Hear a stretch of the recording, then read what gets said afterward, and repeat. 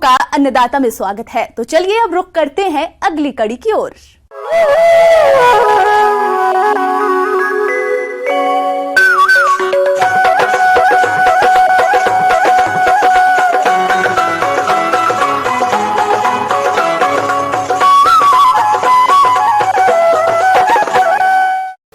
खेती बाड़ी से अगर किसानों को मुनाफा कमाना है तो कृषि सह व्यवसायों की तरफ ध्यान देना होगा।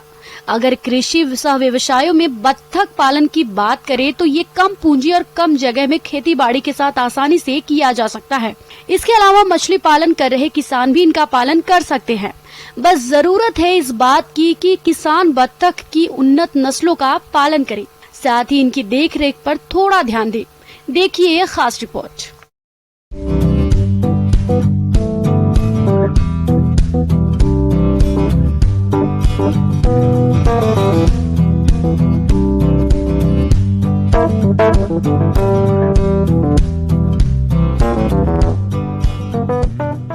पूरे कुक्कुट पालन का 5 से 6% जो हिस्सा है वो बत्तख पालन के द्वारा पूरा होता है। बत्तख एक काफ़ी अच्छी आय का स्रोत हो सकती है जब आप पूरी तरह वैज्ञानिक रूप से बत्तख पालन करेंगे।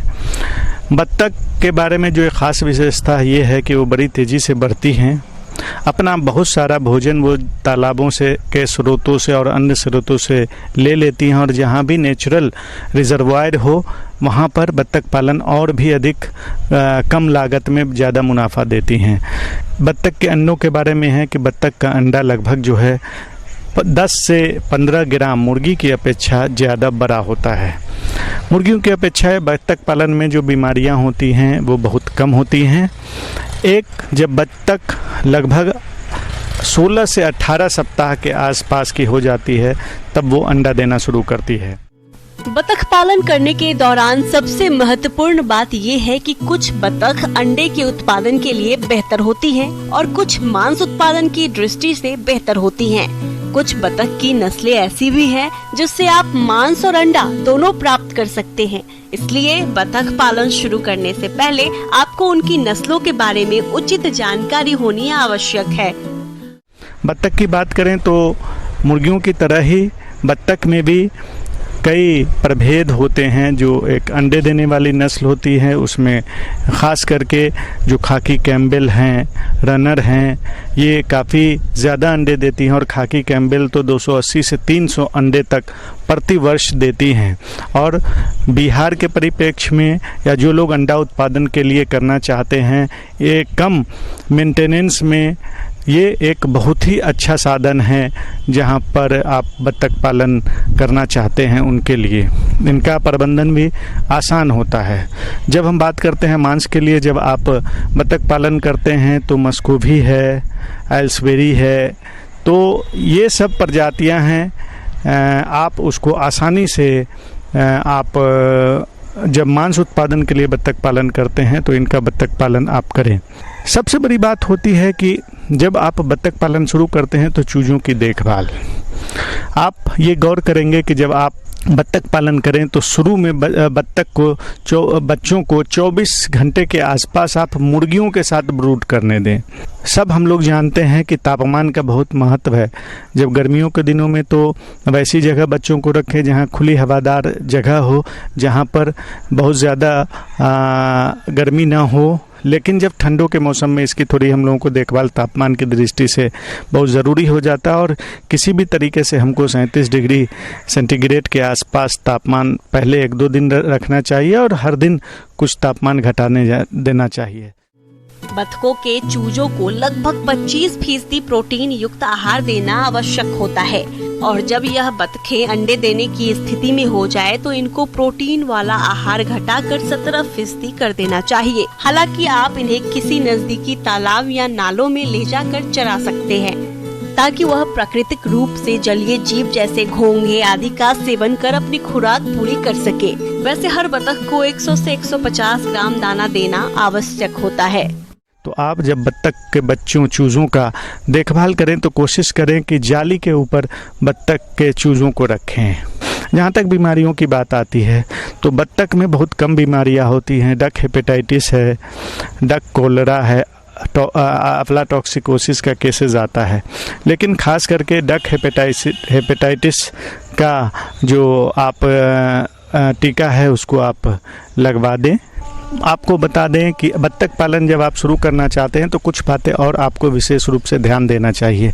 हमेशा ये कोशिश करना चाहिए कि 10 में 2 नर हो, ये रेशियो आप मेंटेन रखें। ज़्यादा नर की संख्या हो तो तुरंत आप उसको हटा दें। आप एक चीज़ जान लें कि एक बत्तख के लिए जो ज़मीन की आवश्यकता होती है घर में, वो लगभग 3 से 4 स्क्वायर फीट की ज़मीन की आवश्यकता होती है। इस हिसाब से आप हवादार घर, ऊंची जगह पर आपको कितनी बत्तख पालना है उसके हिसाब से आप उन बत्तखों का चयन कर सकते हैं। बतख के साथ मछली पालन करने से अतिरिक्त आय प्राप्त कर सकते हैं। मछली सह बतख पालन एक ही तालाब में आसानी पूर्वक किया जा सकता है। बात करें इसके लाभों की तो वे इस प्रकार से है। मछली सह बतख पालन से तालाब में अतिरिक्त खाद डालने की आवश्यकता नहीं पड़ती।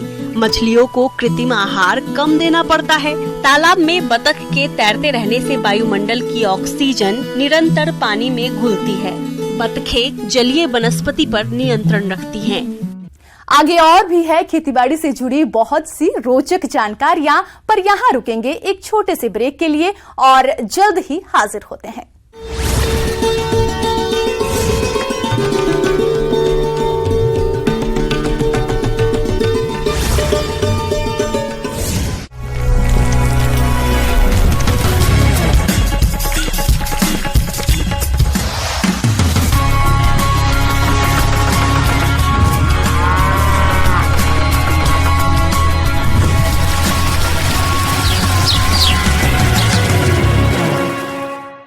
ब्रेक के बाद एक बार फिर से आप सभी दर्शकों का अन्नदाता कार्यक्रम में स्वागत है।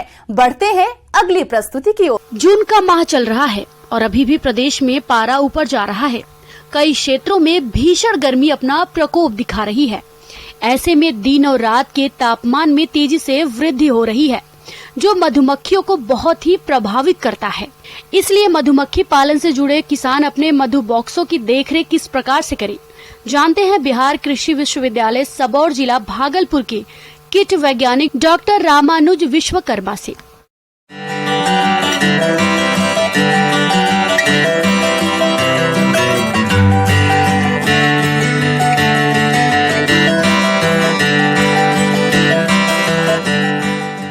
दिन प्रतिदिन अगर आप देखेंगे मौसम में बहुत ही उतार चढ़ाव है।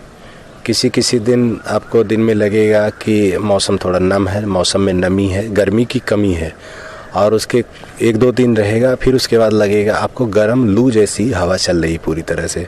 इसी तरह से इनके ऊपर भी यही प्रभाव पड़ता है कि इनका शरीर जैसे सूखने जैसा हो जाएगा, गर्मी ज़्यादा होने की वजह से, लू चलने की वजह से, और इनकी कार्य क्षमता कम हो जाती है। मधुमक्खियों को लू से बचने के लिए छायादार स्थान पर रखें, जिससे गर्म हवा सीधे मौन ग्रहों के अंदर न घुसे, जिससे मोमी पतंगा के प्रकोप से बचाया जा सके। और ऐसी परिस्थिति में एक तो इनको प्राकृतिक स्रोत से अगर उपलब्ध है तो ठीक है, नहीं तो एक जो चालाक और कुशल मधुमक्खी पालक रहेगा, ऐसे मौसम में सबसे पहले इनको एक भरपेट इनको और सही से भोजन देने की व्यवस्था करें। इनका भोजन प्रमुख जो है अगर आप देखें तो सबसे पहला इनके लिए पुष्परस होता है, जिसको शहद में परिवर्तित करती हैं, शहद खाती हैं, और उसके साथ ही दूसरा जो है पराग है, पॉलन और नेक्टर, यही दोनों जो है इनके प्रमुख स्रोत हैं भोजन के लिए। तो ऐसे में साधारणतः अगर गर्मी के महीने में देखें तो आप एक चीनी और पानी दोनों को एक साथ में मिला करके बनाएंगे, लेकिन मात्रा क्या होगी उनकी, अगर मात्रा की हम बात करें तो गर्मी के महीनों में 2 भाग पानी ले लेंगे, 1 भाग चीनी ले लेंगे। वो प्रति बक्सा 2 से 3 दिन लगभग चल सकता है, और इतनी आवश्यकता होती है इनकी। बॉक्स रखने के लिए ऐसे क्षेत्रों का चयन करें जहां पर फूल वनस्पति भरपूर मात्रा में उपलब्ध हो। बॉक्सों को सीधे जमीन पर ना रखें। मधु बॉक्सों को ऐसे खेतों के आसपास नहीं रखें जिनमें बहुत ज्यादा कीटनाशकों का छिड़काव किया जाता हो। मधुमक्खियों को जीवित रहने और विकसित होने के लिए निरंतर ताजे और साफ पानी के सुगम स्रोत के आसपास रखें। ऐसे में अगर ये गर्मी का महीना आ गया तो इनकी कार्य क्षमता, चूंकि इनकी संख्या आधी हो जाती है, कार्य क्षमता इनकी कम हो गई। हमें इस गर्मी में इनके बक्से के तापक्रम को बनाए रखने के लिए बेहतर होता है कि हम लोग क्या करते हैं कि आप देख रहे होंगे बहुत सारे बक्से में हमने जूट का बोरा, गनी बैग हमने लगा रखा है। तो जब ज़्यादा लू चलेगा तो हम लोग क्या करते हैं कि जूट के बोरे को एक बाल्टी पानी ले करके और जूट के बोरे को बस निकाले और इनके छत्ते से ऊपर से उठाए और उसको पानी में डाल के हल्का सा भिगो करके फिर निचोड़ देते पानी, पूरा पानी नहीं चूना चाहिए, और फिर गनी बैग को रख करके ऊपर से टॉप कवर रख देते हैं। होता क्या कि ये जिस जंतु विज्ञान की भाषा में जिस समुदाय से, जिस परिवार से ये आती हैं, इनके अपने ही समुदाय से बहुत सारी जंगली प्रजाति की मधुमक्खियाँ भी हैं। और कुछ अगर आप ऐसे उनके अलावा जंगली मधुमक्खियों के अलावा कुछ आपने अंग्रेजी में नाम है वास्प और हिंदी में उसको कहीं बिरना, हड्डा, बर्रे और इस तरह से इन लोकल भाषा में आमतौर पे और हिंदी में बोलते हैं। तो वो दूसरे प्रमुख शत्रु हो गए। और तीसरा चींटियां, ये तीनों इनके अपने समुदाय से आते हैं और तीनों का जो मुख्य भोजन है इनमें ज़्यादातर सभी जो मीठे पदार्थ को भोजन करना पसंद करती हैं। तो ऐसे में उनका आक्रमण इन मधुमक्खी बक्सों पे, इन परिवारों पे आक्रमण होता है, आती हैं और वो जबरदस्ती, चूंकि उनसे आकार में बड़ी हैं और ये सीधी और शांत स्वभाव की हो जाती हैं, इसलिए इनको पालतू मधुमक्खी हम बोलते हैं। एक ही एंट्रेंस गेट होता है पूरे बक्से में, एक ही दरवाजा होता है, उसी दरवाजे पे एक लंबी सुरंग जैसी लकड़ी की संरचना बना करके लूटमार रोधक पेटिका बोलते हैं, वो हम आपको दिखा देंगे। तो उसमें एक लंबी सी संरचना दे देते हैं, अंधेरे से हो करके, कुछ नहीं, वो लगभग 6 से 8 इंची लंबा एक पतला सा लकड़ी का सुरंग जैसी संरचना सामने में बन जाएगी। तो वो जो शत्रु हैं वो अंधेरे से घुस के बक्से के अंदर जाना पसंद नहीं करते। मधुमक्खियों में लगने वाले कीटों में सबसे घातक माइट कीट होती है। माइट कीट एक परजीवी कीट है। माइट की रोकथाम के लिए 85 mg फार्मिक एसिड का उपयोग रुई के फाहे में एक लकड़ी की मदद से लपेटकर बक्से में रखें, जिससे इसकी गंध से कीटों से छुटकारा पाया जा सकता है। इसके अलावा ऐसी जगह जहां पर कीटों का प्रकोप ज्यादा होता हो, वहां पर मधुमक्खियों का परागण के लिए पलायन न करें। तीसरा जो प्रमुख शत्रु अभी है इनका जो लगेगा चींटी। तो चींटी से बचने के लिए अगर आप देखें कि यहाँ हर मधुमक्खी बक्से को स्टैंड पे रखा गया है। इन बक्सों में अभी चींटी का प्रकोप नहीं शुरू हुआ, जैसे शुरू होगा हम इनके स्टैंड के नीचे एक एक पैर में हम मिट्टी का प्याला बना हुआ या प्लास्टिक का भी हमारे पास में है, वो प्लेट है छोटे छोटे, उनको प्लेट को हम स्टैंड को इनके एक एक पैर को उसमें रख देंगे और उसमें पानी भर देते हैं। पानी भर देने से इनको एक तो साफ सुथरा पानी मिलेगा, इनकी पानी की आवश्यकता की पूर्ति हो गई, स्वच्छ पानी मिल जाएगा, बीमारियों को बढ़ावा नहीं देगा और साथ ही साथ चींटियों से नियंत्रण भी पा जाते हैं। तो वो जो है पूरी तरह से नियंत्रित कर देता है, वो पर्याप्त।